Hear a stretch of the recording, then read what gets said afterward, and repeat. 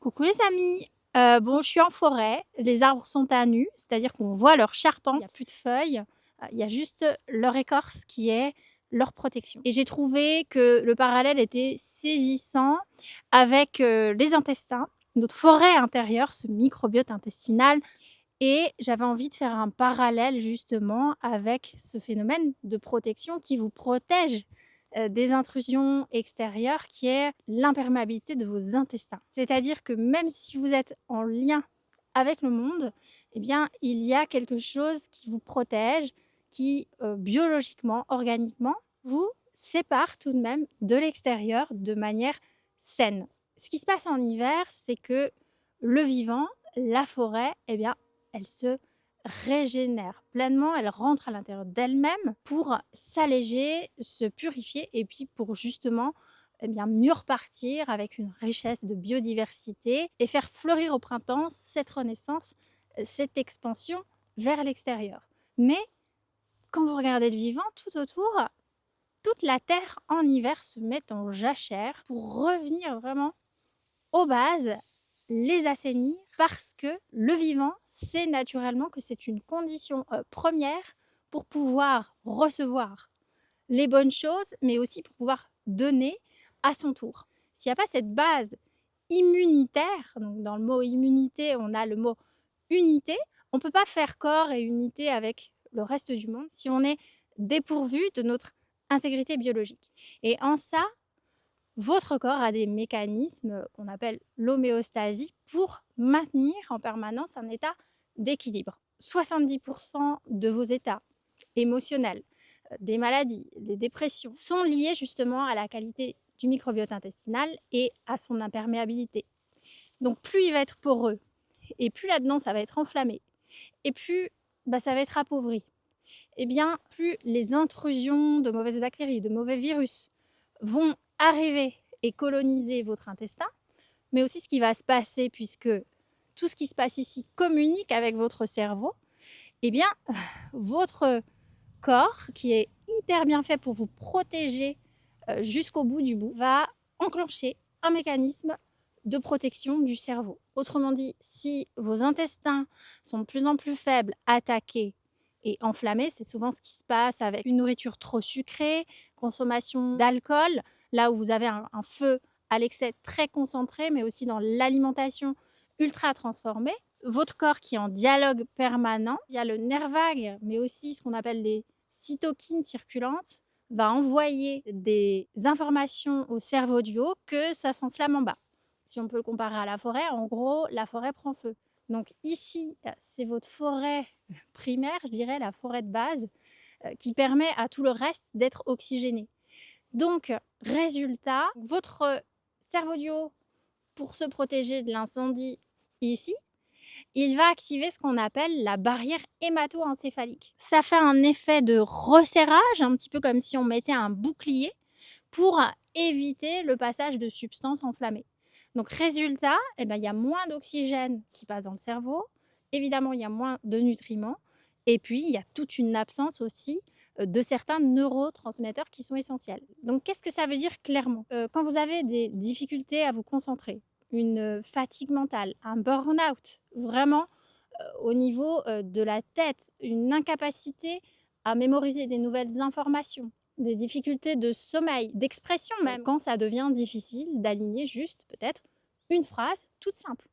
Eh bien, tout simplement, c'est votre cerveau qui s'est mis en mode retrait, en jachère forcée, mais surtout en protection, mécanisme de survie pour éviter de perdre lui aussi son intégrité par l'inflammation. Bonjour. Donc évidemment, vous allez me dire après ces informations, mais alors comment faire pour justement éviter que ça s'enflamme en bas?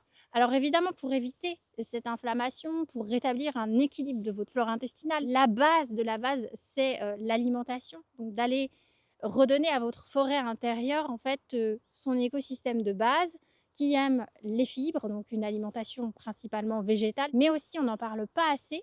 On parle beaucoup des probiotiques pour enrichir la flore intestinale de bonnes bactéries. Il y a un acide aminé qui justement joue ce rôle de protection de la barrière intestinale, un petit peu comme l'écorce des arbres, qui est le glutamine. C'est un acide aminé qu'on trouve dans les protéines.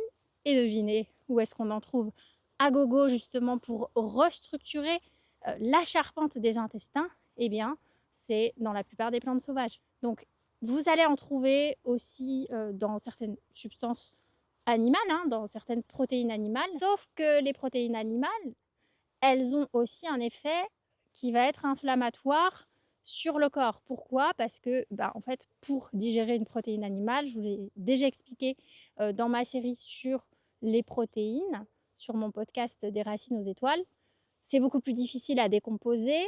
Il y a aussi de l'acide urique et tout un tas de toxines que le corps ne peut pas forcément libérer, donc qui déclenchent aussi une inflammation des systèmes de protection pour ne pas stocker ces toxines. Alors qu'avec les végétaux, comme l'ortie, qui est une plante sauvage hyper accessible, merveilleuse, là, vous avez bien sûr tous les acides aminés, y compris beaucoup de glutamine, mais c'est hyper biodisponible, c'est-à-dire que ça vous prend presque zéro énergie pour l'assimiler et ça vous en donne encore plus. Donc vraiment, si vous sentez que votre charpente actuellement, elle est pleine de petits trous, la barrière intestinale est affaiblie, votre immunité, vos petits soldats à l'intérieur, allez-y dans les probiotiques naturels, les soupes au miso, les kéfirs de fruits, toute l'alimentation fermentée. Augmentez un maximum tout ce qui est légumes verts. Faites des repas plus faciles à digérer, moins lourds. Comme ça, vous laissez aussi l'opportunité à votre corps de ne pas utiliser tout son feu, toute son énergie pour la digestion, mais pour la régénération de ce fameux microbiote intestinal. Et vous allez voir petit à petit, en fait, que le mécanisme de protection au-dessus va laisser place à plus de clarté mentale, plus de discernement, de faculté à mettre les choses en lien et à retrouver une vivacité d'esprit, mais aussi une joie, un optimisme, de la légèreté et surtout du vide. Ce qui se passe aussi, c'est que vos écrans, bien sûr, c'est de l'information, c'est de la nourriture. Donc, on est complètement saturé. Donc, ça s'enflamme aussi, pas que par ce que vous mangez dans vos assiettes, mais aussi par ce que vous regardez, ce que vous écoutez en continu. Donc, essayons d'imiter la forêt, la nature qui nous montre l'exemple, qui est un reflet de cette sagesse universelle qui, elle, ne perd jamais le nord et qui, pendant l'hiver, en fait, se met à nu pour être en réceptivité du subtil, de l'éther qui est ce vide, mais qui est un vide fertile pour préparer justement les meilleures semences pour la renaissance du printemps. Mais si vous n'avez pas ce temps de jachère, ce temps de vide pour vous ressourcer et pour permettre au nouveau cycle de s'enclencher, avec aussi une forêt à l'intérieur, des terres, des racines qui ont pu faire un reset vibratoire, ça va être difficile d'accueillir les graines qui permettent justement la prospérité future et votre expansion progressive, ce fameux yang du printemps, qui va vous permettre petit à petit de pénétrer de nouveau l'extérieur. Donc, c'est un moment d'intériorité et c'est un moment vraiment où il va falloir être à l'écoute de tout ce qui se passe dans vos intestins, dans votre corps. Et justement, dans une prochaine vidéo, j'avais envie de vous apprendre comment parler à vos intestins. Parce que le verbe est un pouvoir, que votre voix est un outil de guérison, mais aussi que vos mots, la façon dont vous vous adressez à votre corps peut complètement changer la donne. On parle souvent de reprogrammer votre esprit, reprogrammer le subconscient. Mais on oublie complètement que la base, c'est de parler à notre corps. On rentre en relation intime avec des personnes à l'extérieur de nous et pourquoi on ne le ferait pas avec notre propre corps? Donc, il ne suffit pas d'écouter votre corps à l'intérieur par de la méditation ou de reprogrammer votre esprit.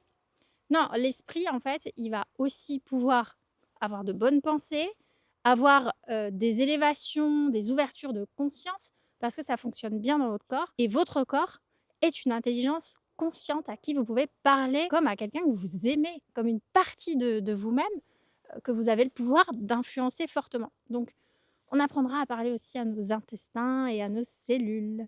Une prochaine fois, je vais finir ma promenade parce que le soleil, il se couche dans 1 heure. À bientôt les amis.